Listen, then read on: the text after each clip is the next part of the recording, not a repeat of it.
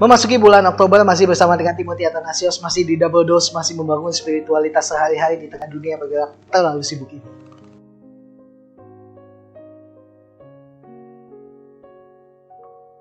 Tanggal 2 Oktober dan hari ini saya mengajak kita untuk merenungkan satu hal yang saya berjudul murka dan kasih. Dan firman Tuhan saya ambil dari Kejadian 6 ayat yang ke-13. Demikianlah bunyi firman Tuhan.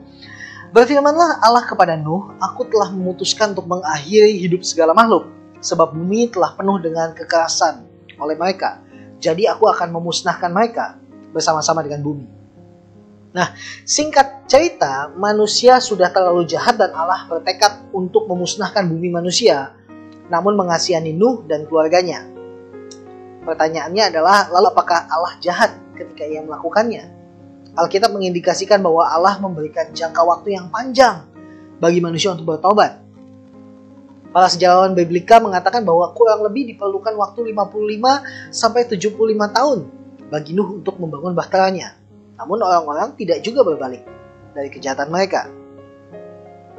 Ketika pertobatan tidak terjadi, air bah menjadi konsekuensi. Setelah itu Allah berjanji tidak akan ada lagi air bah untuk memusnahkan manusia. Bahkan ia mematahkan janjinya dengan keindahan busur pelangi di langit yang cerah. Tapi sebelum kita memahami kengerian air bah, kita tidak dapat menghargai pelangi. Sekali lagi, sebelum kita memahami kengerian air bah, kita tidak dapat menghargai pelangi. Kisah ini menggambarkan beberapa hal kepada kita, yaitu Allah itu kasih dan panjang sabar. Itu sudah naturnya Allah. Yang kedua adalah, sekalipun demikian, kesabaran Tuhan selalu ada batasnya. Dan yang ketiga adalah, batas kesabaran akan membawa pada penghukuman, pada pendisiplinan. Allah yang kudus tidak berurusan dengan dosa dan pemberontakan. Itulah sebabnya ia memberikan anaknya yang tunggal untuk mati sebagai ganti kita. Kristus disalib untuk menerima murka Allah atas dunia ini. Ketika kita memandang salib, pastikan bahwa kita memandang dua hal, murka dan kasih.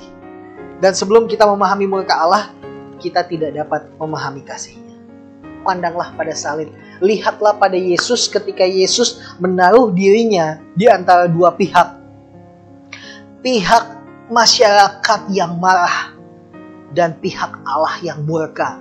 Yesus menjembataninya. Itulah sebabnya tidak ada lagi air bah yang dipakai untuk menghukum kita, karena Yesus yang menerima hukuman. Pandanglah salib, pahamilah murkanya Allah, sehingga kita dapat memahami betapa Tuhan mengasihi kita. Hari ini kita berjalan, hari ini kita hidup, agar kita bisa menghargai betapa kasih Allah itu baik untuk hidup kita. I pray for you guys. Amarih mulio dalam Gusti, Tuhan Yesus memberkati.